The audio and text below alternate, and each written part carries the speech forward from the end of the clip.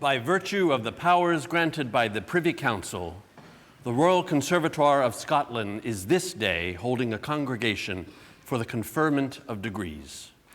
Our ceremony begins with the conferment of an honorary degree.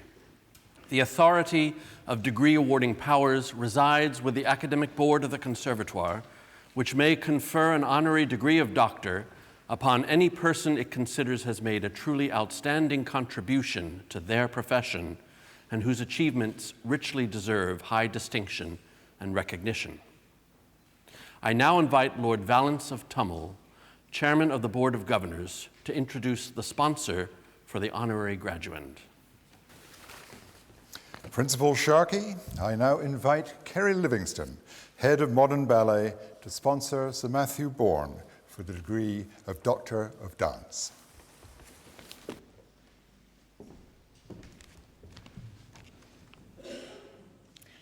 My Lord Chairman, Governors of the Conservatoire, members of the Academic Board, graduands, ladies and gentlemen, Matthew Bourne, or should I say, Sir Matthew Bourne.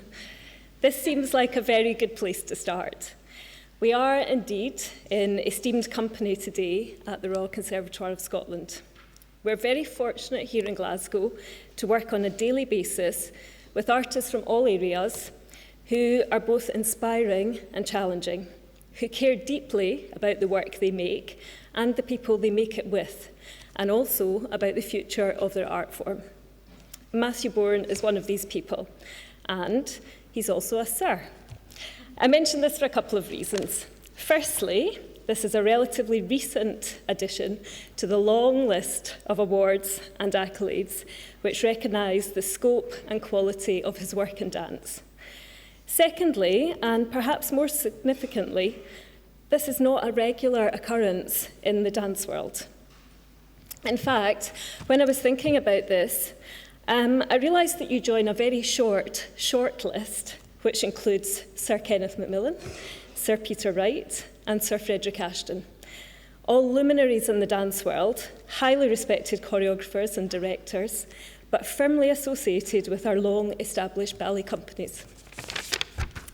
Matthew's route has been very different, and I'm sure he would not mind me saying that conventional is not a word we would use to describe it. But maybe this is the essence of his achievements, not being constrained by a traditional hierarchy and retaining the freedom to forge his own path. Although always interested in dance, Matthew started his dance training at the comparatively late age of 22, studying dance theatre and choreography at the then Laban Centre.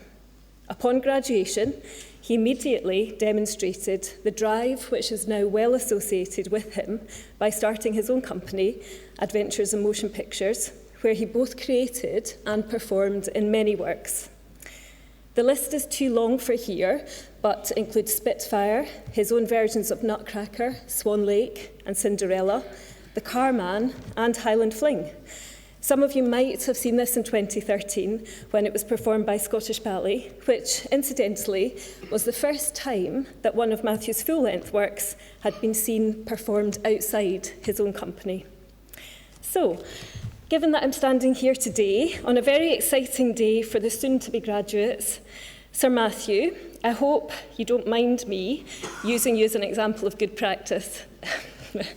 If we look through Matthew's long and varied career, there are many attributes which he embodies which make a good blueprint for the future. These are some of the reasons that we are honouring him today.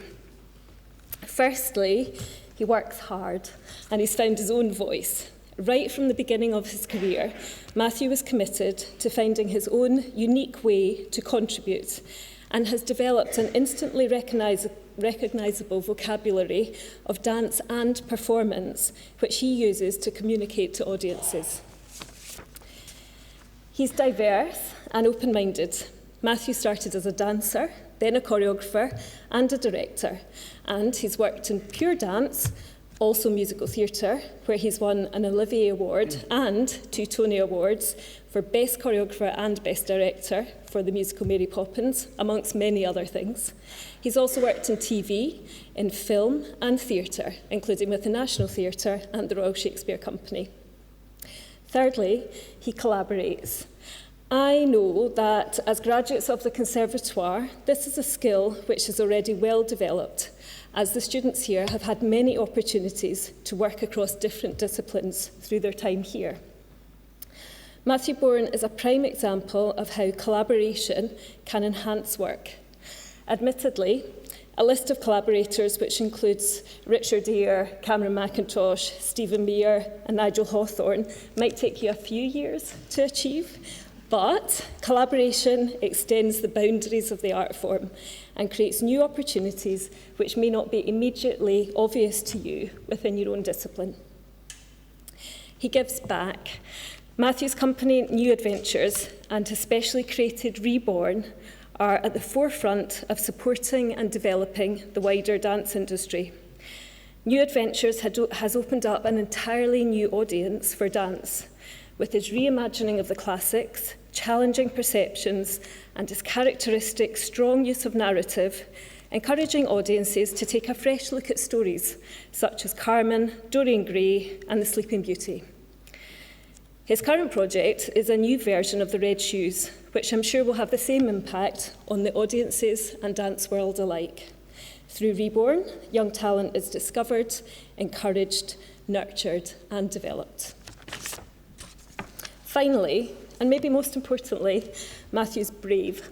His achievements demonstrate that you really can change the way forward. Put very simply, people view ballet and dance differently as a consequence of your work.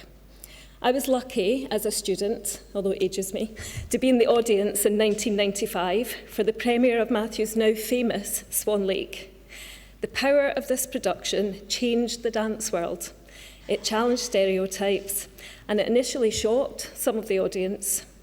It went on, though, to become the longest-running ballet ever in the history of London West End, and has been performed around the world. Sir Matthew, your achievements are an inspiration, and even more impressive for a late starter from Walthamstow. Your outward-looking, collaborative and inclusive approach to excellence coincide with our aims at the Conservatoire, and we warmly welcome you to the RCS family. I therefore ask the Principal to confer the degree of Doctor of Dance, honoris causa, upon Sir Matthew Bourne.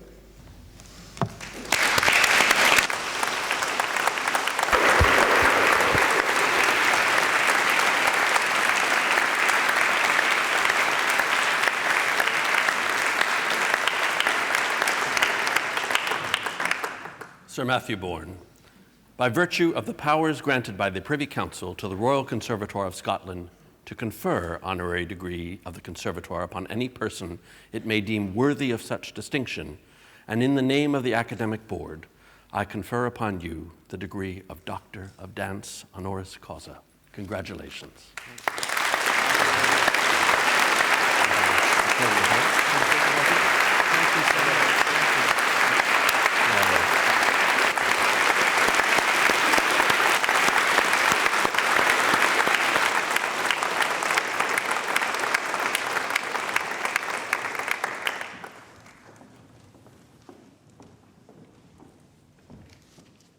Ladies and gentlemen, a performance by Balash Renches, Jake Davis and Bryony Robertson in celebration of the work of Dr. Matthew Bourne.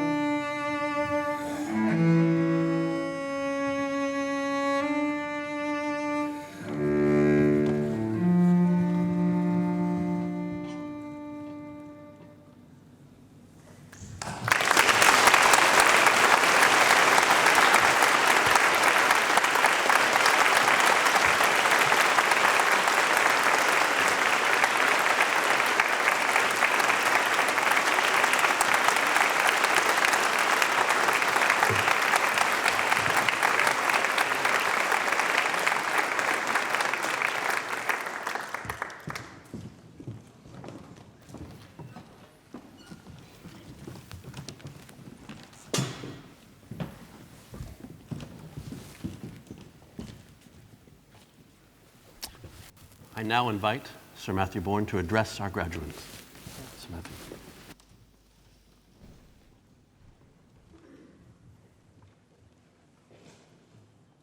Well, firstly, thank you for that wonderful performance from the first-year students. I think we should give them another round of applause.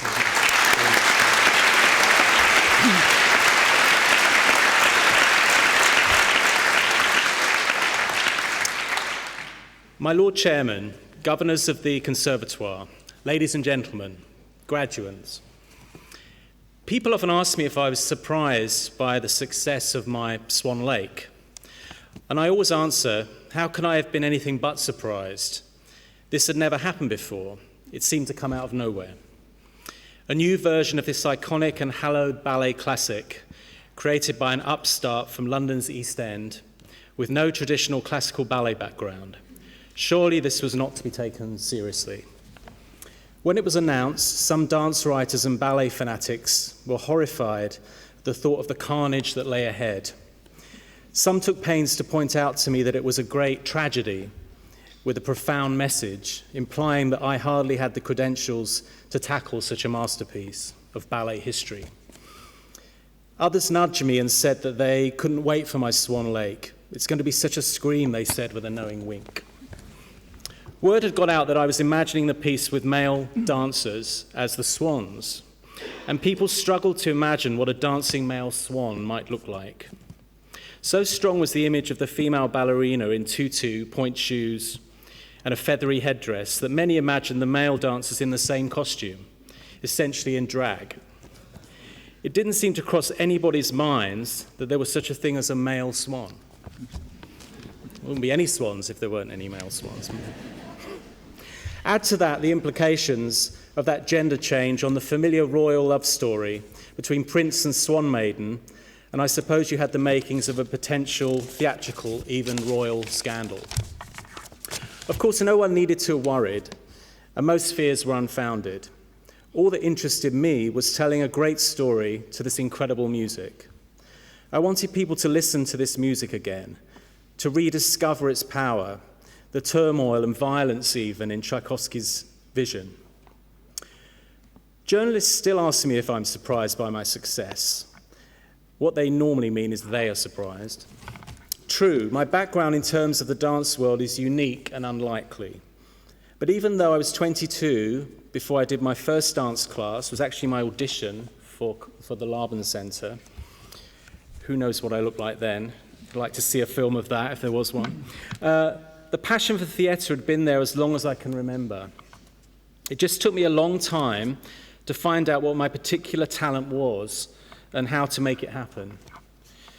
My floundering years of various jobs as an usher or on the National Theatre Bookshop, before I got into dance, turned out to be years of feeding myself with inspiration and images and ideas that still serve me now.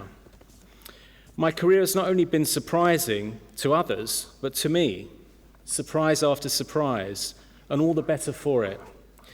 I've never been ambitious as such, but always make work from the heart, and that, again, has served me well, I think.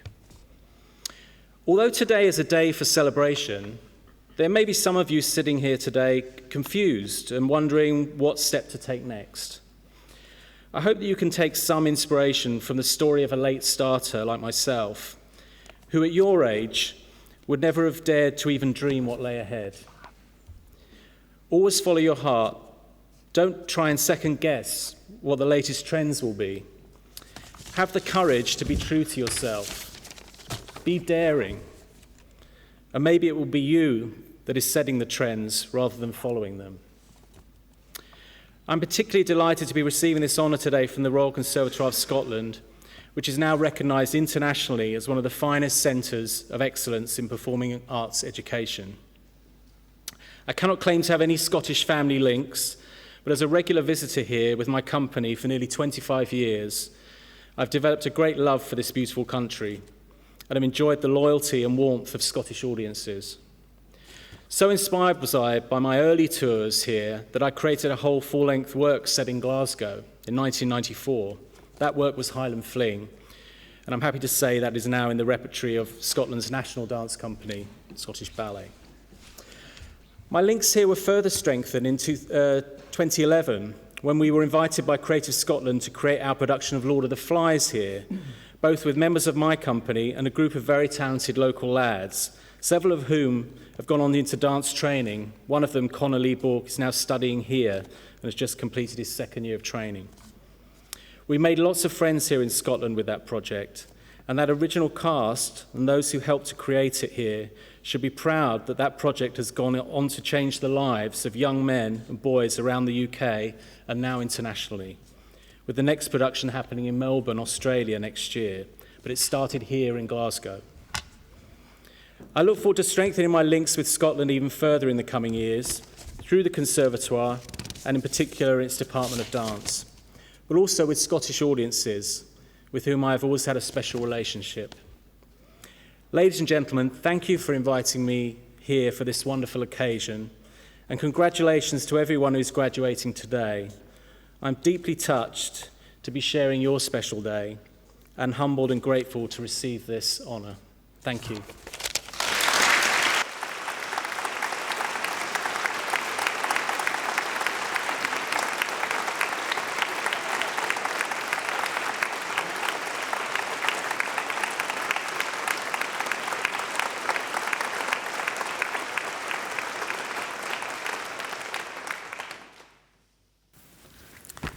I now invite Lord Valence of Tummel, Chairman of the Board of Governors, to sponsor Joyce Goodwin for the award of Companion Emeritus of the Royal Conservatoire of Scotland.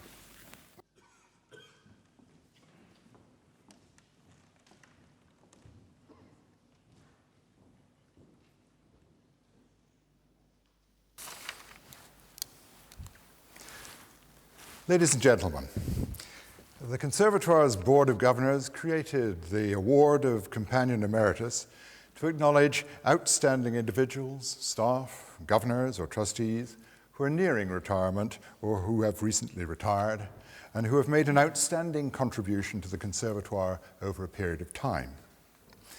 We've set the bar for the Award of Companion Emeritus very high, but it will come as no surprise to those who know her that our recently retired Governor, Joyce Goodwin, cleared that bar with meters to spare. Joyce joined the board in 2007, and over the past 9 years, the Conservatoire has benefited enormously from her knowledge, expertise, and engagement. The Conservatoire is a philanthropic institution. It was founded by the Victorian philanthropists who put up the original capital. Its form of teaching is based upon the concept of philanthropia, the love of humanity, which ran through ancient Greek education.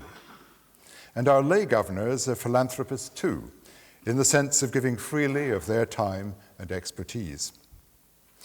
Those lay governors are often neither seen nor heard, but without their contribution, today's outstanding graduates would simply not have been able to enjoy the unique and world-class experience that the Royal Conservatoire of Scotland now affords. Joyce has been a member of the board's Finance Committee and our Financial Sustainability Group. Over the years, she has guided our fundraising and development functions. She's also been and will remain a trustee of the Conservatoire's scholarship funds. These are largely unseen roles, but they underpin the prime academic and teaching aspects of the institution. There's a lot written about standards expected in public life, and I'd like to quote here from the Code of Good Practice to which all higher education institutions subscribe. Members of governing bodies should at all times conduct themselves in accordance with the accepted standards of behavior in public life, which embrace selflessness, integrity, objectivity, accountability, openness, honesty, and leadership. There is no better embodiment of those ideals than Joyce Goodwin. And with that in mind, I'll proceed to the formalities.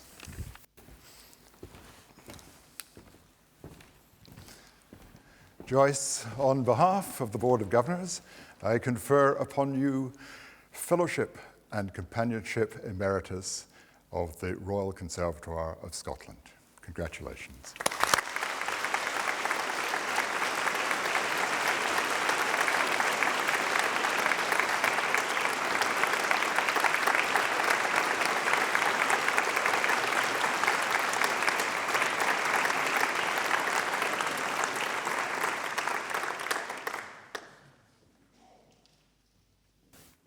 now invite the directors of the schools to present the graduands for their degrees. Principal, in the name of the School of Drama, Dance, Production and Screen, and with the authority of the Academic Board of the Royal Conservatoire of Scotland, I present to you these graduands who have been found worthy to receive the degree of Bachelor of Arts, Modern Ballet. Lucy Bryce.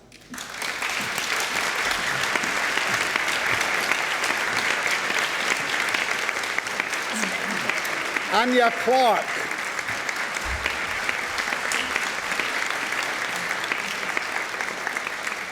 Amelia Cobb.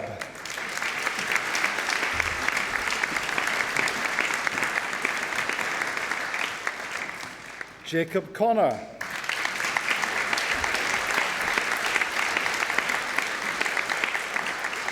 Joseph Eady.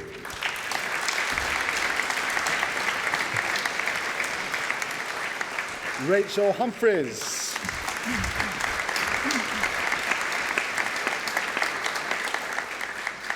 Alfred Jago.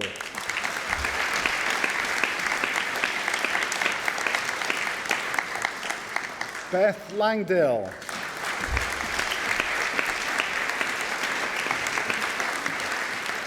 Annabelle Locke.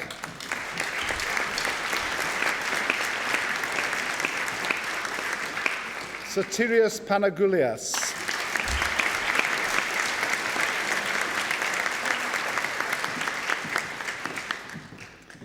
With the authority of the Academic Board of the Royal Conservatoire of Scotland, I present to you these graduands who have been found worthy to receive the degree of Bachelor of Arts, Musical Theatre. Katie Barnett.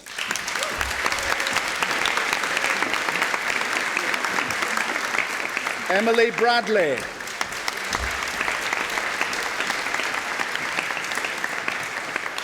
Duncan Brown.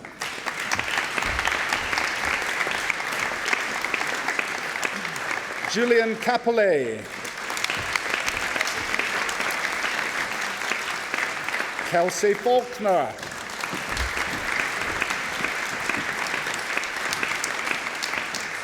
Eleanor Griffiths.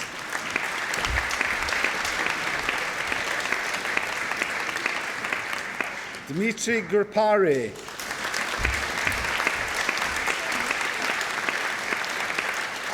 William Kinnan.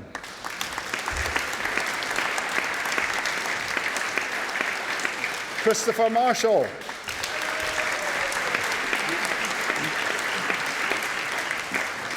Ewan McCormick.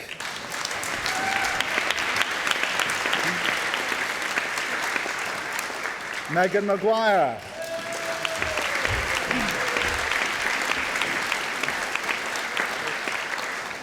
Mariah Paris.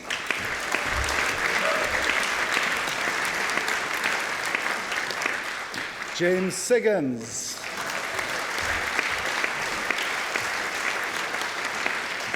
Shannon Swan.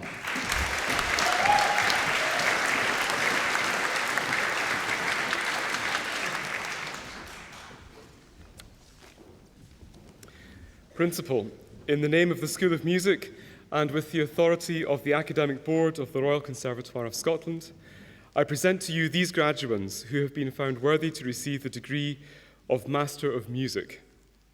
In composition with distinction, Martin Keary.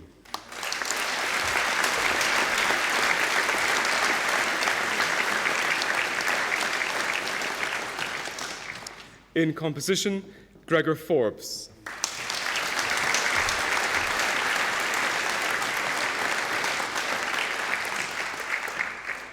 In opera, Eros Campbell.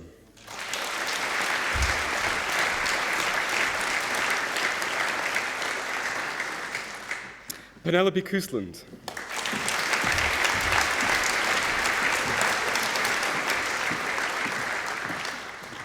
Victoria Stevens.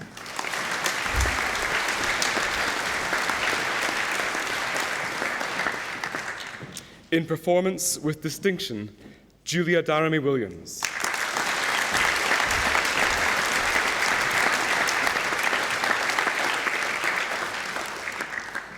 In performance, Mitali Ajit Saraf.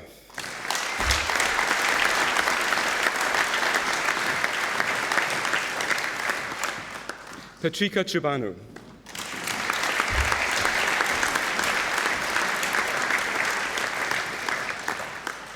Jennifer Faulkner Hall.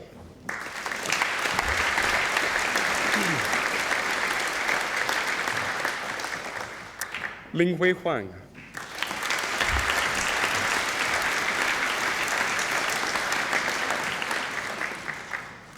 Peter Johnston.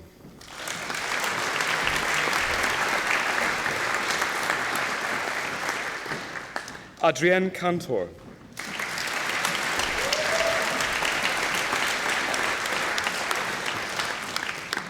Yoon Jong Kim.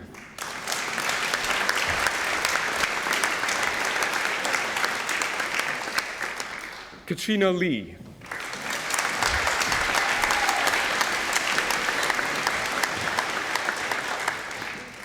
Thomas Lowe.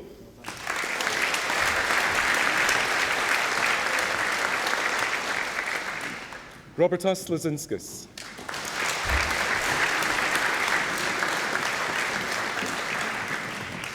Francisco Martinez Merino.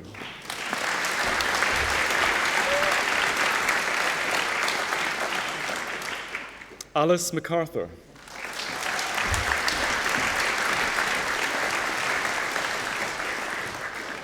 Christopher McShane.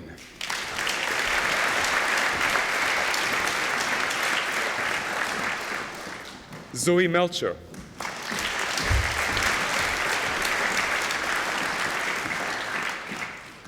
Daniel Macy.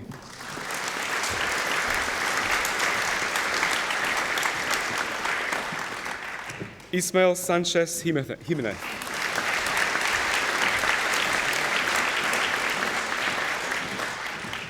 Nana Satirova.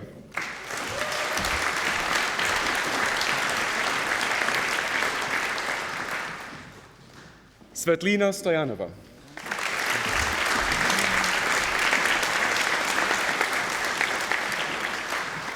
Dimitrios Theodorakakis.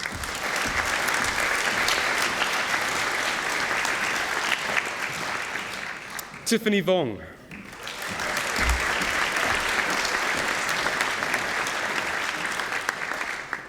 Emma Yule.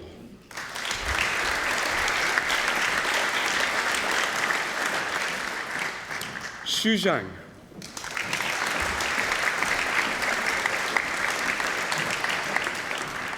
Cheng Zhong.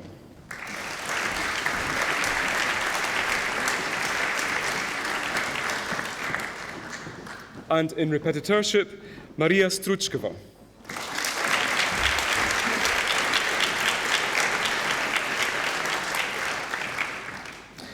On behalf of the partnership comprising the Conservatoire and the University of Glasgow, and with the authority of the Academic Board of the Royal Conservatoire of Scotland, I present to you these graduates who have been found worthy to receive the degree of Bachelor of Education in Music. With honours of the first class, Isabella Cook.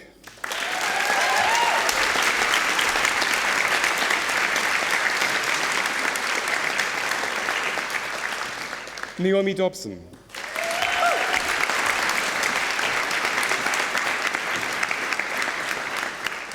Hayley Keenan.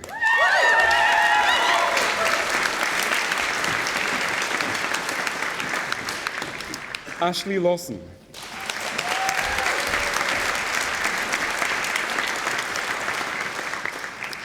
Kelly Lawson.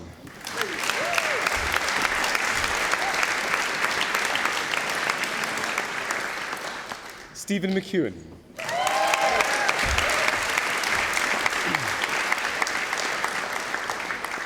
Kriya Sangster.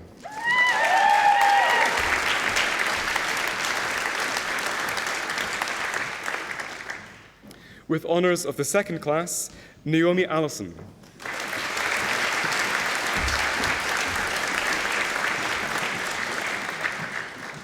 Susan Bates.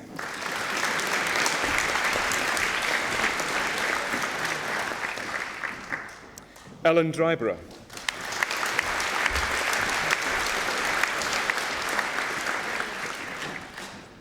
Philip Henderson.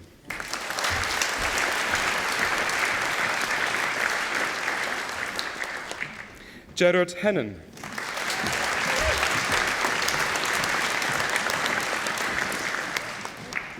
Cameron Hutton.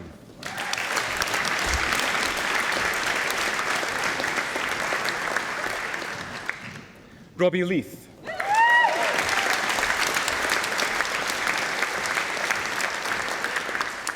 Holly Little.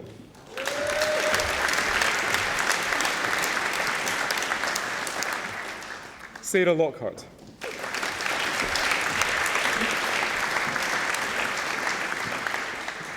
Isabella Pellegrum.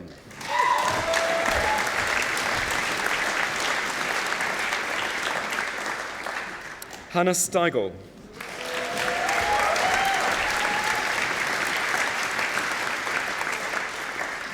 Jack Thompson.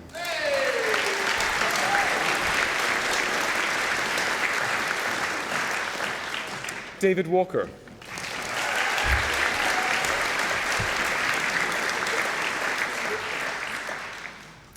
In the name of the School of Music and with the authority of the Academic Board of the Royal Conservatoire of Scotland, I present to you these graduates who have been found worthy to receive the degree of Bachelor of Arts Musical Studies.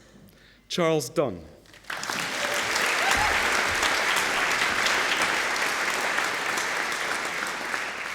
Hannah Lee.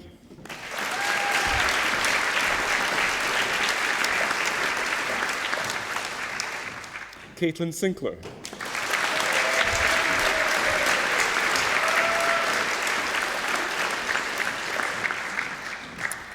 With the authority of the Academic Board of the Royal Conservatoire of Scotland, I request that you confer the appropriate degree upon those graduands listed as in absentia in the programme.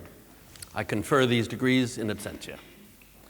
Principal, I now present to you the winner of the Principal's Prize for All-Round Excellence in the School of Music, Thomas Lowe.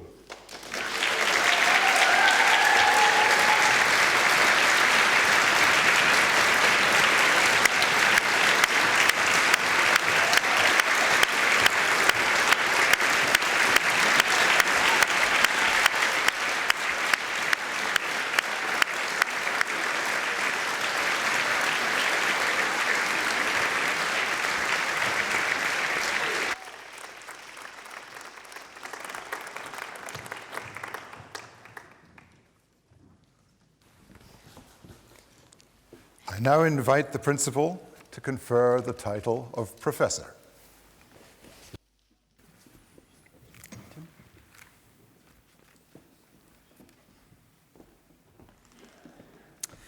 Having been found worthy of the distinction, I confer upon you, Timothy Dean, the title of Professor of the Royal Conservatoire of Scotland, Spartum Nactus S. Hunc Exorna.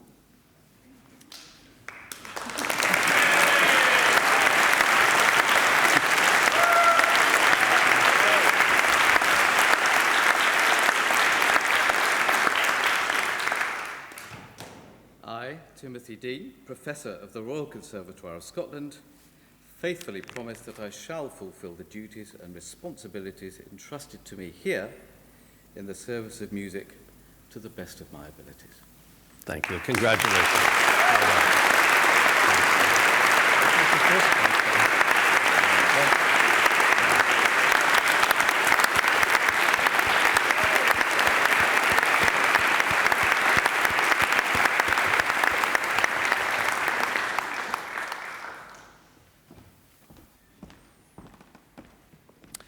Having been found worthy of the distinction, I confer upon you, Andrew Panton, the title of Professor of the Royal Conservatoire of Scotland, Spartum Nactus S. Hunc Exorna.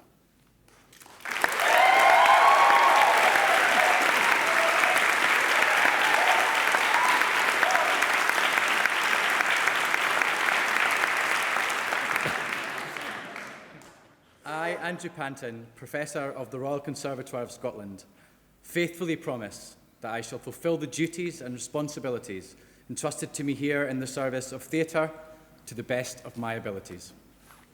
Many congratulations. Bravo.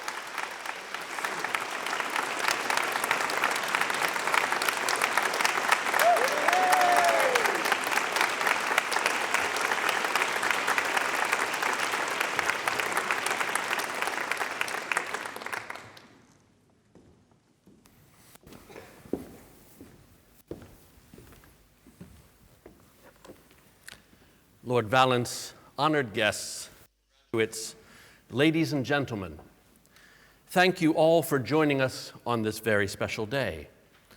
May I start by offering my warmest congratulations to you, the members of the Royal Conservatoire of Scotland's Class of 2016. Congratulations.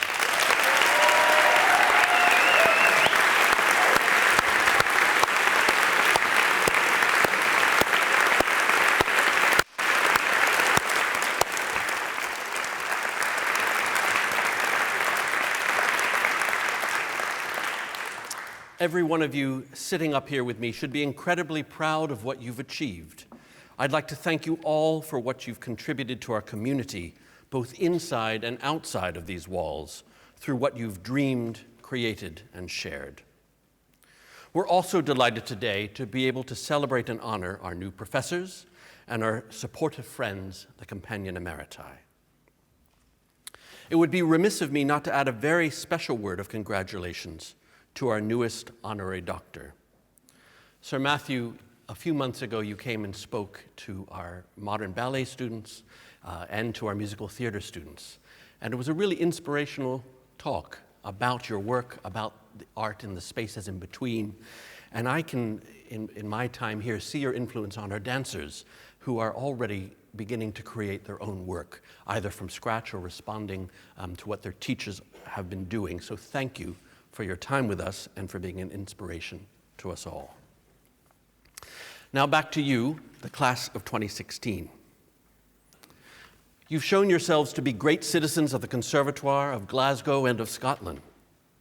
And now, as you go from here to be citizens of the world, know that it is with our love and encouragement to be the best that you can be.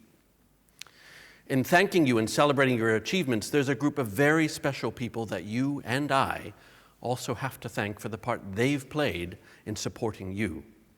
And that's your family and friends here today to share this moment with you, and those not able to be with us today. Graduates, just as they're celebrating your achievements, can I ask you to be upstanding and to applaud your audience as a way of saying thank you for being here and thank you for everything they have done to make your journey to RCS possible.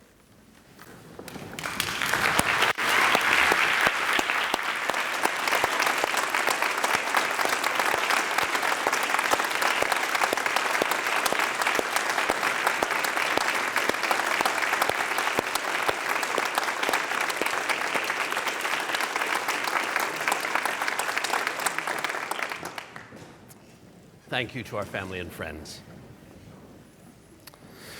So this is the moment where I'm supposed to address graduates directly, and I'm supposed to offer, I hope, some words of wisdom.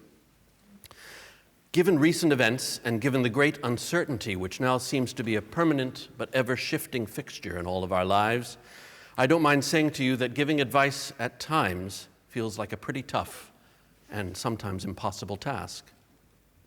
Like many of you, I felt great moments of anger or despondency over the last few weeks, possibly more intensely than at any time I can remember before. I'm worried that so many of the values that you and I share and cherish, like those of equality, of empathy, and of breaking down rather than building up barriers, are being callously disregarded wherever we care to look. It truly saddens me that in the last few weeks alone, we've seen horrific violence in Orlando, in Turkey, in Bangladesh, in Baghdad, just to name a few. In the US presidential elections and here in Britain's post-Brexit febrile environment, we've seen too many examples of Jonathan Swift's aphorism that falsehood flies and the truth comes limping after it. As human beings who live for creativity, empathy, and collaboration, this is not a world we choose to recognize. As we see people retreating into prejudice, tribalism, and intolerance, we should be reminded of the words from the recently deceased Nobel Prize-winning author Elie Wiesel. He warned us all that the opposite of love is not hate, it's indifference.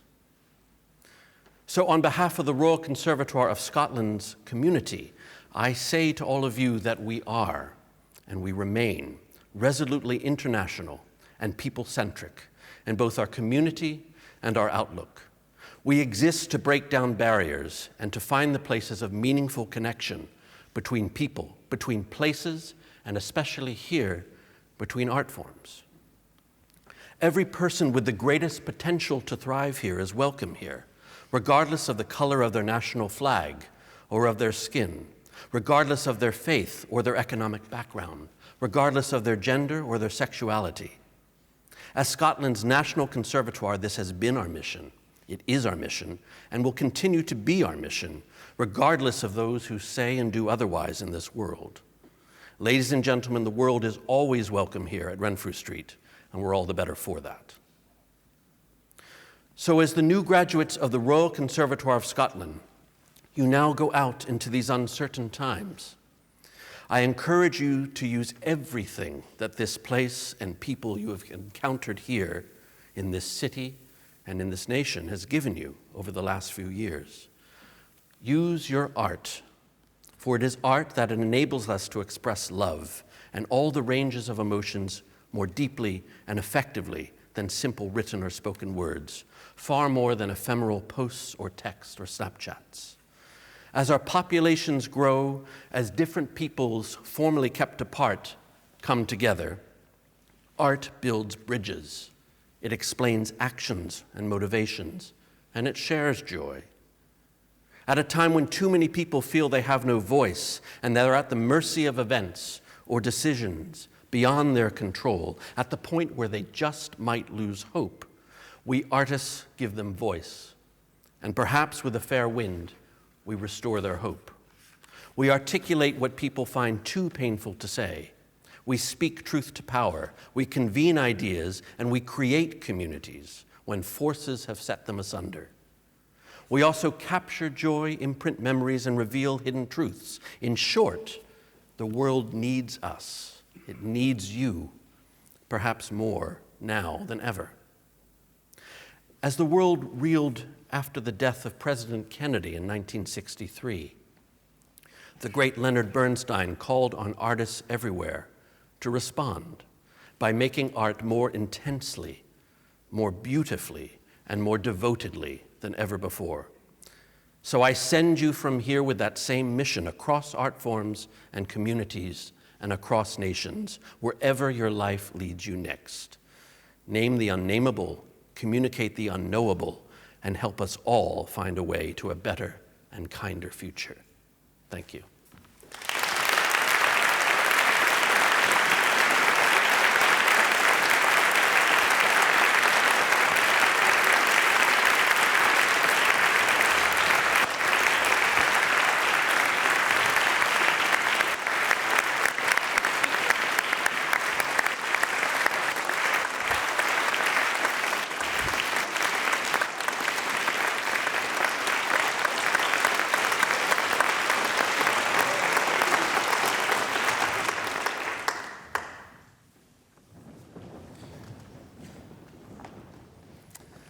This congregation is now ended.